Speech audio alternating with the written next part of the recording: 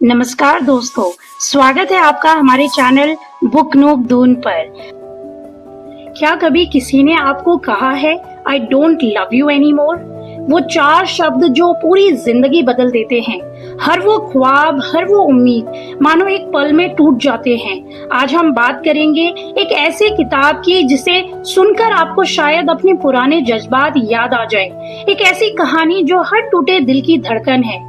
इस किताब का नाम है I don't love you any more, जिसके लेखक हैं ऋत्विक सिंह। एक ऐसे राइटर जो इमोशंस को शब्दों में नहीं, आत्मा में लिखते हैं। ऋत्विक सिंह की कहानियां इसलिए भी ज्यादा कनेक्ट करती हैं क्योंकि वो सच्चे दिल से लिखते हैं। उनमें वो प्यार है जो हर किसी ने कभी ना कभी महसूस किया, और वो दर्द जो हर किसी ने सहा भी है। ये किताब सिर्फ एक ब्रेकअप की कहानी नहीं, ये कहानी है खुद को खो देने और फिर से पाने की। एक ऐसे लड़के की जिसने सब कुछ खो दिया पर आखिर में खुद को पाया भी। तो चलिए शुरू करते हैं एक ऐसी जर्नी जो आपको रुलाएगी पर साथ ही सिखाएगी कि हर अंत के बाद एक नई शुरुआत होती है। पार्ट 1 है the fall means heart break. कहानी शुरू होती है रुद्रा से, एक सिंपल इमोशनल लड़का जिसकी जिंदगी का मकसद सिर्फ एक इंसान थी, आशी। दोनों की मुलाकात कॉलेज की लाइब्रेरी में हुई थी। आशी एक किताब ढूंढ रही थी और रुद्रा ने उसे कहा, तुम्हें पोएट्री पसंद है? आशी मुस्कुराई और बोली, मुझे पोएट्री नहीं, इमोशंस पसंद है। बस वहीं से उनकी कहानी शुरू हुई थी। वो साथ में किताबें पढ़ते, बारिश में घूमते और ढेर सारे सपने बुनते। रुद्रा को ऐसा लगता था कि यही है फॉरएवर। लेकिन एक दिन सब कुछ बदल गया। आशी ने कैफे बुलाया, वही कैफे जहां दोनों पहली बार मिले थे। उनके चेहरे पर एक अजीब सी शांति थी और उसने कहा, Rudra I don't love you any more. वो 4 शब्द रुद्रा की दुनिया रोक गए। वो हंसा, बोला, उसने कुछ फनी जोक्स भी मारे, पर आशी की आंखों में कोई स्पार्क नहीं था। बस एक थकान थी, शायद प्यार से या शायद रुद्रा से। रुद्रा ने समझाने की बेहद कोशिश की। वो बोला, हम फिर से ठीक हो सकते हैं, हमारे बीच सब कुछ फिर से वैसा ही हो सकता है जो तुम मिस कर रही हो। पर आशी ने सिर्फ इतना कहा, I am sorry but I have moved on.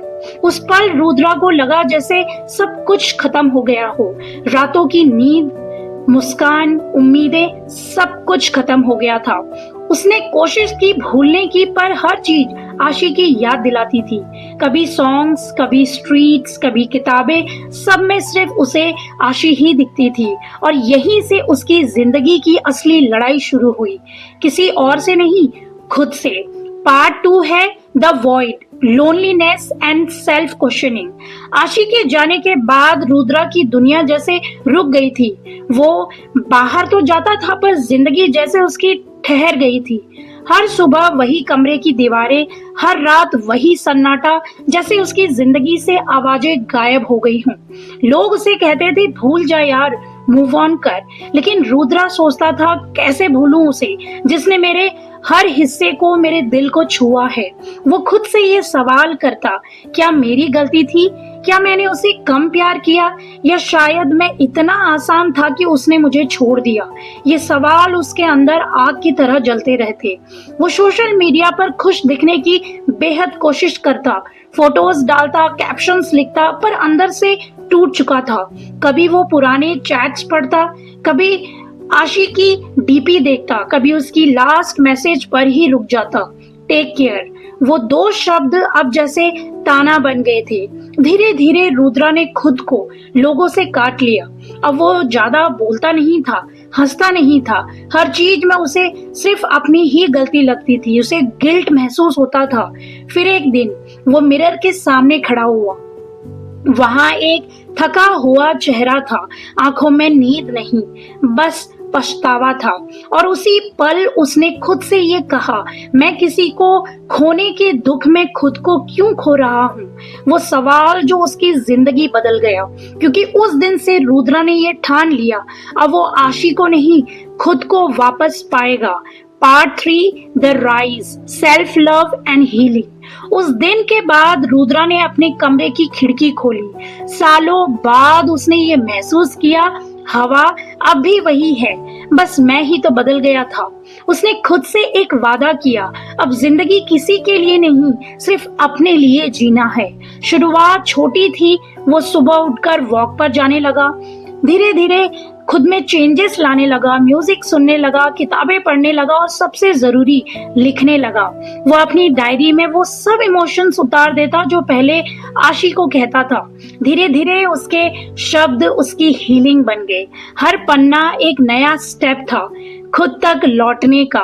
वो जिम जाने लगा, हेल्थ पर ध्यान देने लगा और एक दिन मिरर में उसने खुद को देखा, वही चेहरा, लेकिन अब आंखों में डर नहीं था, एक कॉन्फिडेंस था, एक शांति थी। वो समझ चुका था कि प्यार सिर्फ किसी और को पाने का नाम नहीं होता, बल्कि खुद को समझने का भी नाम है। हर हार्ट ब्रेक आपको दो रास्ते देता है, या तो आप गिर जाओ या खुद को फिर से बनाओ, और रुद्रा ने दूसरा रास्ता ही चुना। वो फिर से हंसने लगा, दोस्तों से मिलने लगा, लाइफ को पूरी तरीके से फील करने लगा। अब उसे ये एहसास हुआ कि आशी ने उससे जो कुछ भी छीना वो कुछ भी नहीं था उस चीज के आगे जो उसने खुद में अब पा लिया है, दैट इज इनर पीस। उसने अपनी डायरी में लिखा, वो चली गई लेकिन मैं रह गया, अब मैं ही अपनी कहानी हूँ। पार्ट 4 है द एक्सेप्टेंस, मूविंग ऑन। कई महीने बीत चुके थे, अब रुद्रा वही लड़का नहीं रहा था जो टूटा था। वो अब शांत था, मैच्योर था, कंपोज्ड और समझदार हो चुका था और काफी कॉन्फिडेंट भी। एक दिन वो उसी कैफे में गया जहां आशी ने कभी कहा था, I don't love you any more. वही जगह, वही कॉर्नर, वही कॉफी मग। अब बस रुद्रा अलग था, सब कुछ वही था, बट रुद्रा में काफी चेंजेस आ चुके थे। उसने कॉफी सिप की, आसमान की ओर देखा और आसान शब्दों में मुस्कुराया। उसने ये महसूस किया कि अब वो कितना कॉन्फिडेंट है, उसके अंदर कोई गिल्ट नहीं है, पछतावा नहीं है, क्योंकि अब उसे दर्द नहीं हुआ। उसने ये महसूस किया कि कुछ बातें खत्म नहीं होती, बस अपना मतलब बदल लेती हैं। आशी चली गई थी, लेकिन उसने रुद्रा को सबसे बड़ा गिफ्ट दिया, खुद को समझने का। वो डायरी खोलता है और लिखता है, प्यार खत्म नहीं हुआ, बस मैं बदल गया हूँ। अब मुझे किसी के प्यार की जरूरत नहीं, क्योंकि मैंने खुद से प्यार करना सीख लिया है। मुझे खुश रहने के लिए किसी और पर डिपेंडेबल नहीं रहना पड़ेगा। वो अब किसी से नफरत भी नहीं करता था, ना आशी से और ना ही खुद से। वो ये समझ चुका था कि कुछ लोग आपकी कहानी में आते हैं ताकि आपको सिखा सके कैसे खुद अपनी कहानी बनाना है। वो कैफे से निकलते वक्त पीछे नहीं देखता, क्योंकि अब उसके लिए पास्ट सिर्फ एक चैप्टर है और जिंदगी की किताब में अभी बहुत कुछ बाकी है। वो चल रहा था, शांत, आत्मविश्वास से भरा हुआ और दिल में ये सोचते हुए, she left me but I found my self. और शायद यही I don't love you any more का सबसे बड़ा मैसेज है।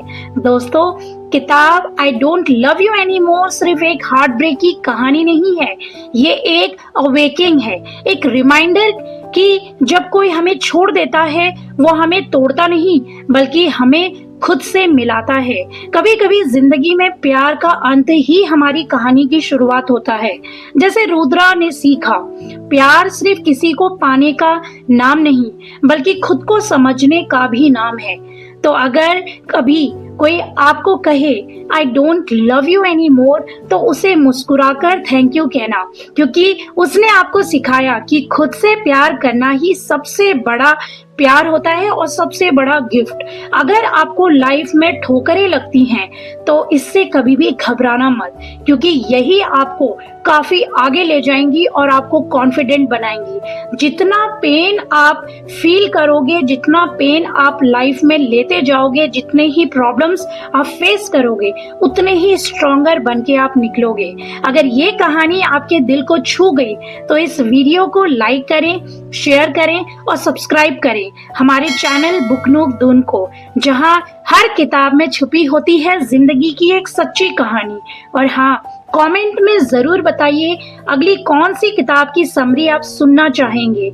आपका सुझाव हमारे अगले वीडियो का हिस्सा बन सकता है। अगर आप इस बुक को परचेज करना चाहते हैं तो doonglobalorganization.com से आप इसे बाय कर सकते हैं विद ग्रेट डिस्काउंट्स के साथ। Good luck.